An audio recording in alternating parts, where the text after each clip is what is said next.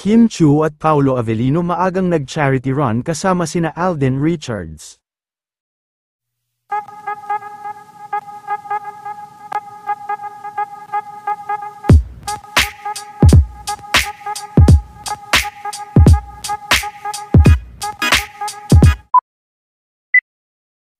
Maaga pa nga lang kanina, ay magkasama na nga sina Kim Chiu at Paolo Avellino, dahil ngayong araw nga naganap ang Run to Share sa Ayala na isang charity event, kasama ang mga gym buddies nila Kim at Paolo Avellino. Kasama rin nila sa nasabing event sina Alden Richards, Barbie Forteza at Julia Barreto.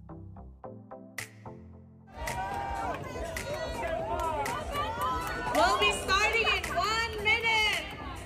1 minute. 1 minute. Racers, runners, get ready.